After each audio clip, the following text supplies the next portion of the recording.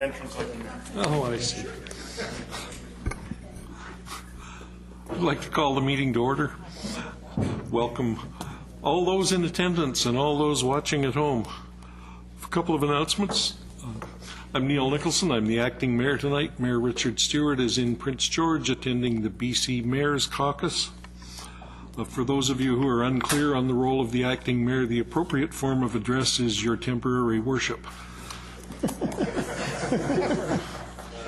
If you've been following our calendar, there's a public hearing scheduled for tonight. Nobody put anything forward to be heard at the public hearing, and so there will be no public hearing, and we'll go straight into our council meeting. And I'll hand it over to the clerk, who will guide us through the meeting. Thank you, Your Temporary Worship. Our first item this evening is the minutes of the regular council meeting held on Monday, April 15th. The staff recommendations that the minutes of this meeting be approved. Second. Moved by Councillor Reid, second Councillor Sikora. All in favor? Carried unanimously. Thank you. Item 2 is the minutes of the Tri-Cities Homelessness and Housing Task Group meeting held on Friday, March 1st. Recommendations to receive. Second. Moved by Councillor Hodge, second by Councillor Asmundson. All in favor? Carried. Thank you.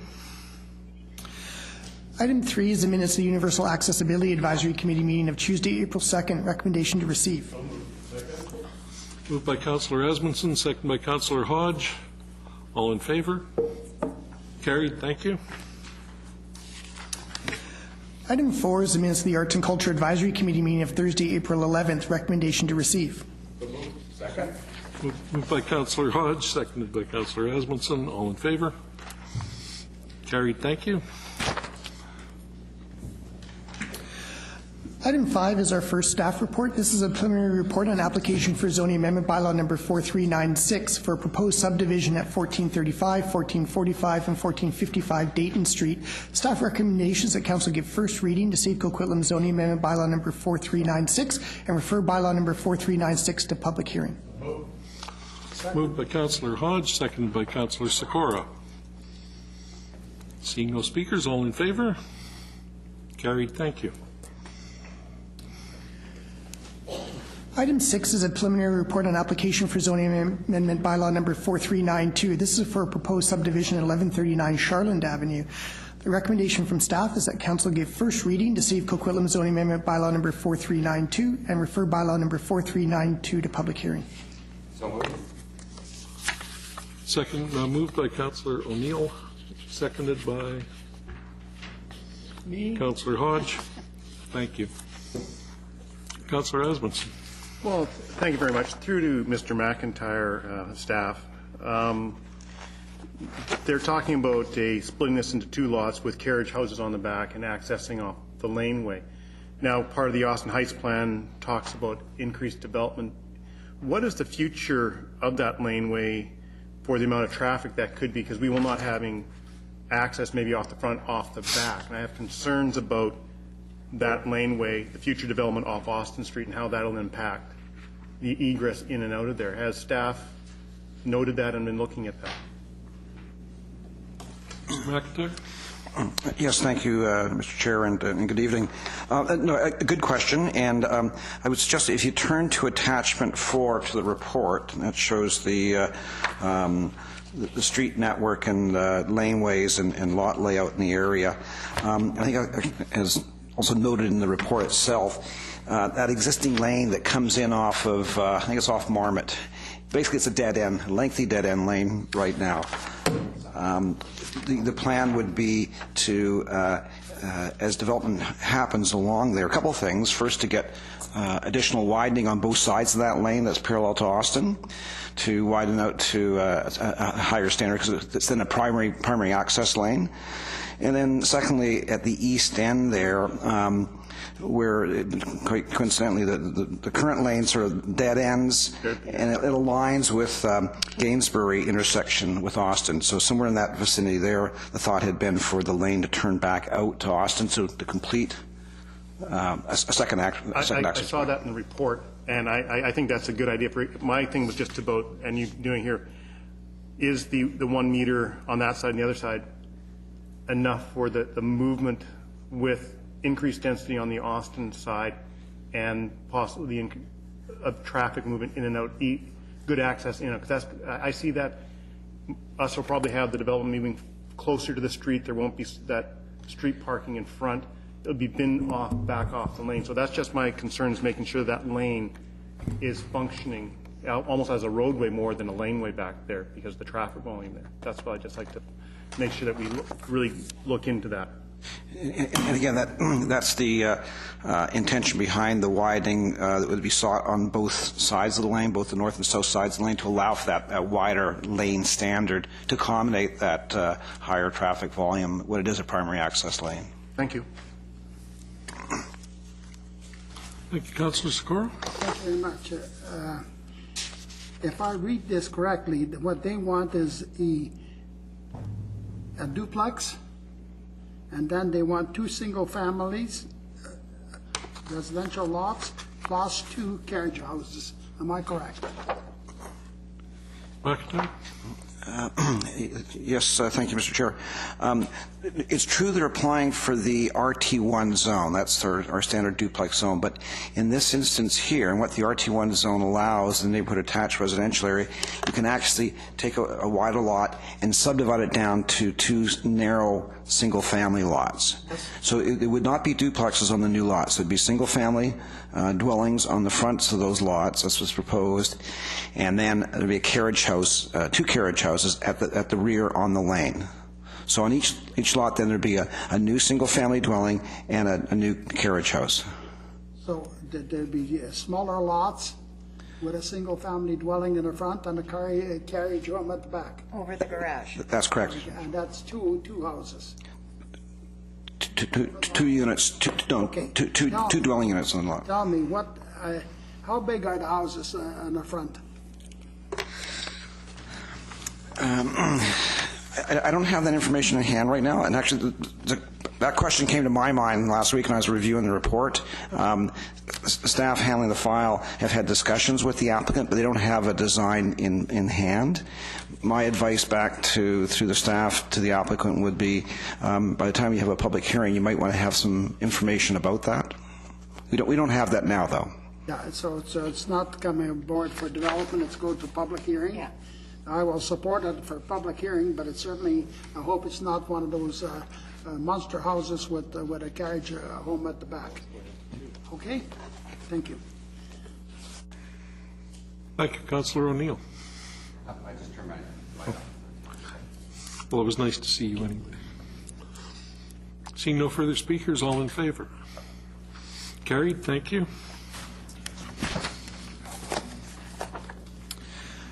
Item 7 is a conservation permit for Charland Homes Limited. This is a Ledingham McAllister Communities Limited company at 953, 959, 961, and 969 Charland Avenue. The staff recommendations that Council approve the issuance of the conservation permit with conditions to Charland Homes Limited for properties located at 953, 959, 961, and 969 Charland Avenue. Moved by Councillor Hodge, second by Councillor Asmundson. Seeing no speakers, all in favor? Sorry. Pardon me. Okay, this one is going into 88 units. Just for the conservation permit. This is a conservation permit. The 88-unit development's been approved previously. Yeah. Okay, thank you. Thank you. All in favor? Carried, thank you.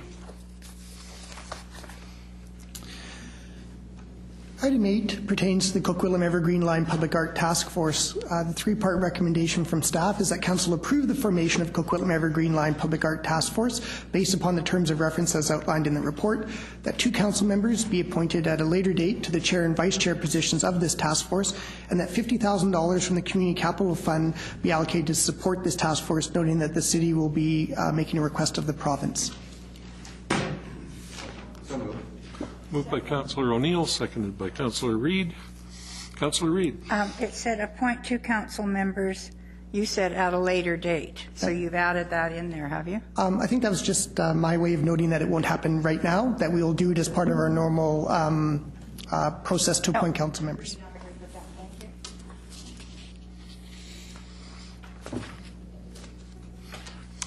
Councillor O'Neill. Yes, I just want to report from the Arts and Culture Advisory Committee. Did spend actually a fair bit of time on this, and you saw some minutes earlier tonight from that Arts and Culture Advisory Committee, which the acting temporary, His Worship, chairs, and I'm a vice chair of that committee. And there was strong agreement, I believe there is in the community, that the Evergreen line is going to have a very big impact, not just on the transportation network in the city, but also on the look of the city.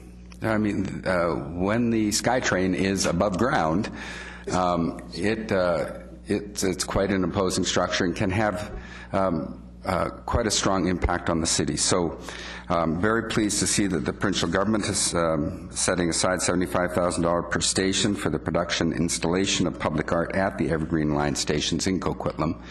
And we want to make sure that there's good use of that, and the question of what art goes where and how it gets commissioned is always a big question, and everybody has opinions on art, and it can get very messy in terms of making those decisions unless you have a proper structure in place to help make those decisions. So this is what this is all about, and so that's why I'm supporting it going forward. Did I describe that correctly, Acting Temporary, Your Worship? Black Swan. Yeah, I think you described it quite accurately, but the clerk has drawn my attention to the note in the agenda that says introductory comments by the General Manager, Parks, Rec and Cultural Services. And I'm sure that when Ms. McKay is finished, that Councillor Hodge, who's next in the speakers list, will still have questions. But do your best, Ms. McKay. Thank you, Your Worship, and perhaps I can add to the excellent description that the Vice Chair of the Arts and Culture Committee has already provided. As Council is well aware, the Evergreen line will bring 4 SkyTrain stations into the city. The province has provided for approximately $300,000 for public art at these 4 Coquitlam stations. That works out to $75,000 per station, as Councillor O'Neill has already described. The province has offered to the city the opportunity to lead the process of developing the public art and the associated public engagement strategies for these 4 stations. This has been discussed with the Arts and Culture Advisory Committee. They're very enthusiastic about this opportunity of bringing more public art to the city, particularly at the province's expense. And they've recommended that a task force be put in place. They've had input into the terms of reference for the task force, and they have endorsed the terms of reference that are presented to you this evening, and that was reflected in their recent minutes. The report that you have before you is recommending to Council that a task force be formed, and their mandate would be to provide advice and act as a resource to Council on the public art process for the Evergreen line public art opportunities specifically. They would also support and guide other recommendations to Council about public art along the Evergreen line, should there be other potential opportunities, and align the Evergreen public art opportunities with the city's strategic goals. The task force terms of reference, and a draft if that is attached to the report this evening. It outlines that the task force would be for a 3-year term, to take us all the way through the Evergreen line construction term, and be comprised of 9 community members, with the chair and vice chair of the task force being appointed by the mayor and council. 2 of the community members would be from the Arts and Culture Advisory Committee, and the other 7 would be local residents or businesses or have a background in arts, culture, or heritage. If approved by Council, the task force would be supported by staff in the Parks, Recreation and Culture Services Department and the City Clerk's offices. And the report outlines that funds of $50,000 would be required to support the task force and its work over the 3-year period. and the staff report recommends that funds from the Community Capital Fund be allocated for this purpose, noting, however, that efforts are underway to request that the province offset these costs with an additional contribution. So the report and accompanying draft terms of reference are before you this evening.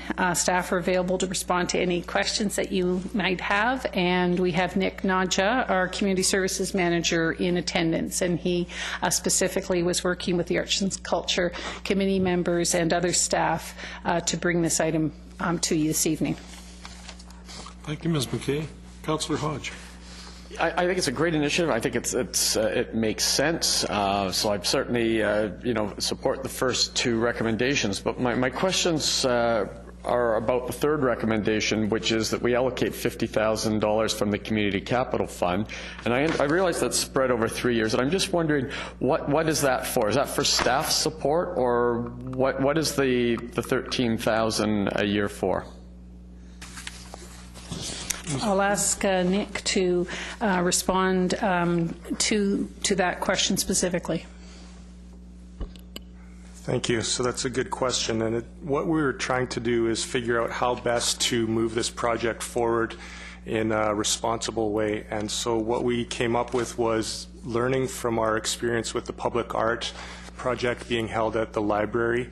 We looked at the work plans that are required, and really it's around staffing to run the task force, coordinate it, give guidance and support to the members of the public to help them understand the scope of potential public art along the SkyTrain stations, doing meetings with the artists, meeting with lawyers around contracts, doing jurying sessions, and regular committee meetings to be able to prepare to update council and to update the Arts and Culture Advisory Committee.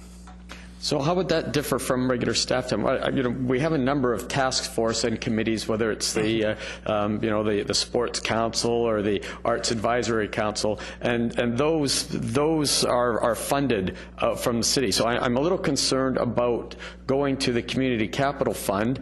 Is this an actual formal application that will be made through the fund as other groups make application to that fund? And also noting that we're about to have a discussion on that fund and how it's going to be used in future. So I'm just wondering more why we need money to operate this, and why from that fund at this time. Okay. Through the chair, great questions, thank you. On the first one around the need for resources to support task force and committee work, staff have previously identified the cost of doing business to support good process in the community, and the advisory committees and task force that the city sets up from time to time do require staff resources to be as effective as they are. Those costs have been identified previously at other times, and Council has supported adjustments in the operating budget to provide for the resources that are required to make those things successful. Most recently, last year, there were additional funds to provide for city clerks to attend these meetings in order to make sure that proper minute keeping and documentation was in order. And another recent example are the funds that were identified to support the bid process, both for the BC Summer Games and the Senior Games. When there's specific projects that are priorities of Council, obviously there's flexibility in all of the resources the city has and staff time to adjust, but when there are major initiatives that are going to consume significant resources, it's felt to be the responsible thing to do to identify that gives the opportunity for Council to make a conscious decision about reallocating resources or potentially reprioritizing work tasks. So that has been done in this case to identify a 3-year cost of $50,000 to support this work. The idea of using funds out of the community capital, this is a source of funds that has been used previously for Council priority initiatives. and it was the source of funds that we used once again for the recent bid games. And the process has involved at times council deciding in advance of launching a community grant program certain projects that the city needed to fund that would benefit the entire community, and then that is, if you will, taken off of the top of the available funds that are available to be distributed for other community projects. Okay. Thank you, Ms. McKay. Yeah. As I said, I'd be more comfortable if we were taking this out of operation. And I understand now that we have done this from time to time, usually on a project basis, and I guess we consider this a project. I am just concerned the message that we've tried to maintain that fund as a separate fund, and we've said this isn't supposed to be used for staff and other areas, that it is a separate fund. So I suppose if we're trying to split this off and make this a one-time project, but I am reluctant to dip into the community fund to start funding what is essentially staff, and also especially at a time when we're about to look at what is the appropriate use for that funding and how we're going to do applications, and we're very specific with members of the community what the process is to go to apply for funding, and then to just have this report land here and sort of say, and by the way, we want to take $50,000 out of that fund to fund staff support for a project that's a very good initiative, and I completely support this, and I suppose in order to support it, it needs funding. I'm just a little concerned over the precedent that this may be setting, although from what you said, it's not exactly a precedent. So as I said, I'm good for 1 and 2. I have my reservations about recommendation 3, but I'll see if there's any other further discussion on this. Thank you, Councillor Hodges. Ms. McKay has something further to say, but I'd add my own comment, which would be, this is an additional project for staff, and I know that there is some flexibility in the staffing in the clerk's department, and so we may be asking a committee clerk to work more hours than they were intended to work, picking up additional costs, and there are also the costs of meetings, and in the case of this particular task force, I expect will be, if they're to do a good job, they're going to have to get outside City Hall and go and see examples elsewhere. And now I'm torn because I see Mr. Gilbert and I see Ms. McKay. So we'll start with Ms. McKay and then go to Mr. Gilbert. Thank you. Just supplementary to the excellent points raised by Councillor Hodge. This was not a program that was anticipated in the operating budget for this year. In fact, none of us were aware that the province were making funds available for public art. And through the Evergreen Line project, of course, we learned of this opportunity, and we learned of it in a time frame that said, if you want to take a leadership role in this project, could you please tell us if you need any structural changes to the first station, which is just about ready to be tendered. So it was one of these opportunities that we needed to move very quickly on. And certainly the Arts and Culture Committee and staff wanted to be very responsive to that, to put some type of program together in a responsible way. But we think it is very reasonable and that we have a compelling argument to be asking for the province to be covering these additional costs for us to assume this leadership role. Recognizing that it really reduces the burden that they would have to administer and manage their program and do a community engagement process in a community that might not feel like home specifically for them. So in the interest of wanting to move quickly on this, we felt it was important to identify a potential source of funds, but really did want to highlight that we are already engaged in discussions with the province that we really feel that they should be covering this cost, which then would reimburse the funds if we're successful. But we may actually be able to recover some or all of this. And yeah, okay. Yeah, it's good. Not at all a bias that we don't know that these funds are very important to the community and are used for very worthwhile things. So it was more trying to find that balance of priorities. and doing it in an expeditious manner. No, I think it's a good project, and especially if there's money for the actual project itself. Certainly, we don't want to miss out on that opportunity to partner with them. Okay, thank you. Thank you, Councillor. Mr. Gilbert? Yes, Ms. McKay provided a great summary, and I would just emphasize that these are important funds. We recognize their value to the community, and it's not a request that, from the clerk's office perspective, which is all that I can speak to, takes lightly. The last time, and Ms. McKay raised this point earlier, we received extra funding for extra committee work was in relation to, in fact, the Arts and Culture Advisory Committee and the Sport Council, and that funding was allocated. And since that time, both those committees have more than doubled the number of meetings that they've had, and we've absorbed that. And it's just the flex that we had was gone through that decision, and this was just supplementary to that in order to provide the service I think this committee will need to thrive. And the frequency of meetings of the Arts and Culture Advisory Committee has nothing to do with the chair or vice chair, but with the enthusiasm of the committee. I agree. Councillor, you done? Seeing no further speakers, all in favour? Carried. Thank you very much. Item 9 is the 2013 annual tax rate bylaw. This is bylaw 4395. The staff recommendations that council give first 3 readings to City of Coquitlam 2013 annual tax rates bylaw number 4395. Moved by Councillor Reid, second by Councillor Asmundson. I see no speakers. All in favour? Carried. Thank you. Opposed. Opposed. Councillor Sikora is opposed. Thank you. Item 10 is the Metro Vancouver Board and Brief. One of our representatives is available to respond to questions, and the staff recommendations that council receive the brief for information.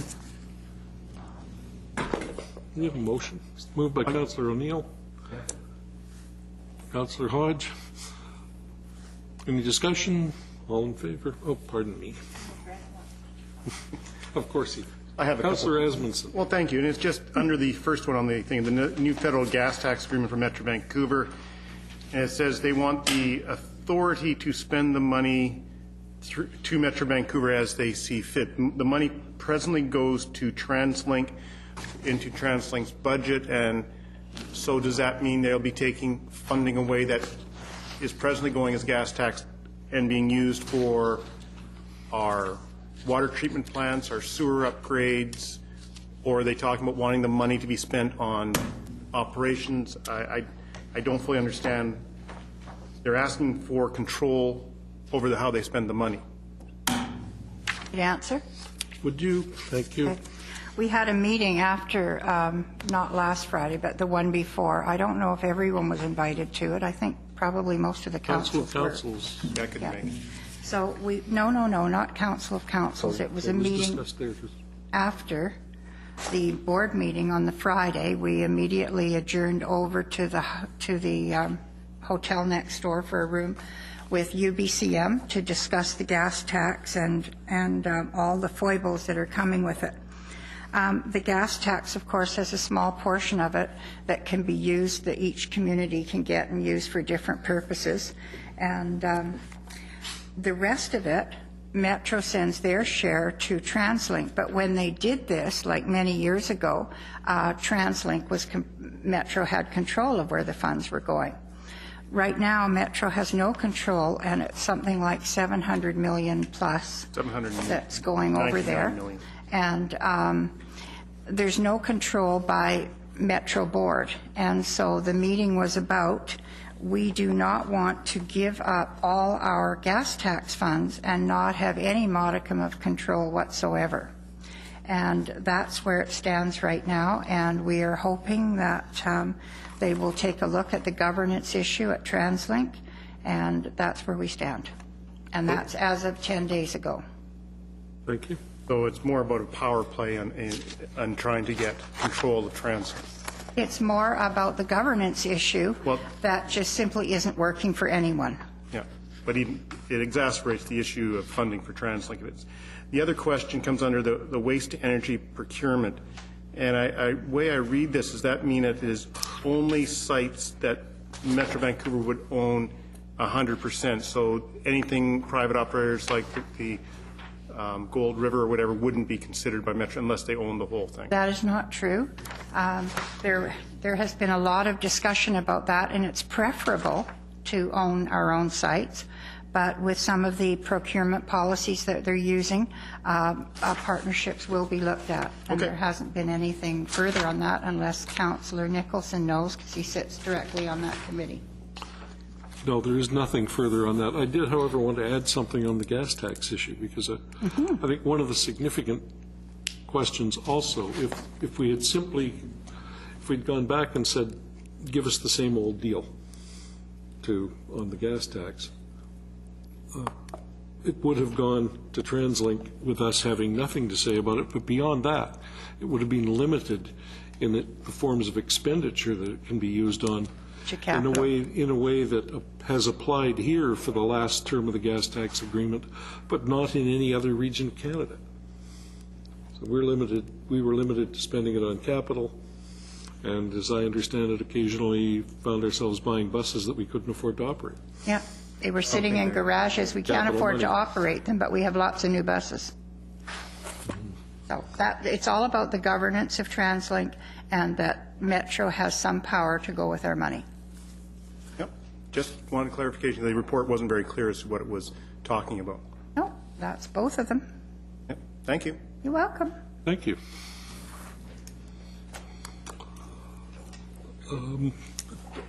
Did we receive the motion? It has been moved and seconded. It's been moved on the motion to receive. All in favor? Carried. Thank you. Mr. Chair, that is the last formal item on this agenda. Move adjournment. Second. Moved by Councillor Reid, seconded by Councillor Scora. All in favor? We stand adjourned. Questions? There's a long piece of script on the screen. Question period. People wishing to ask questions on any item on the council agenda simply approach the podium, state their name, address, ask their questions. Questions are addressed to all of us, and I'll facilitate the replies. So if I know the answer, I'll give it to you, but most likely I'll point at somebody. So anybody have any questions on items on tonight's agenda? Please step forward. Could you come to the podium? We're being webcast, so you need to talk into the microphone. Oh, okay. Hello. And tell us your name and address. And address? Like where I live? Yeah. I'm Paige Smith, and I live you can, I think, name, if you wanted to just name a street and the city of Coquitlam, that would be... I live on Sycamoose Avenue in Coquitlam. Thank you. So just me and my fellow people here, we just had to ask just about the item 8, just specifically. We just wanted to ask, we have an interest in being involved with the process of the public art, and we're current high school students and a high school art teacher, and we're just wondering specifically how we could get involved with that as early as possible. Apply to join the task force. We were specifically looking into being involved with like creating the art over the next couple of years, and future students helping creating the art. So we were just wondering about that specific process. I can't think of any way you could put your hand up any earlier than you have. If you'd give perhaps the teacher's not quite so careful about his identity, but if you could pass that to the clerk's office, then as the task force comes together, they'll be looking for resources, and that would make you one of them, someone to be considered in looking for people to make proposals to work on creating the public art around the station, or perhaps take some other role. And I can't suggest what that might be, but we'll be looking to jury things and all kinds of different things. Okay. Well, I certainly appreciate you being here, and it's particularly, I don't know whether it's disappointing to the Charles Best community that the SkyTrain doesn't run past your door, but I'm glad you know it's coming. Thank you. Thank you.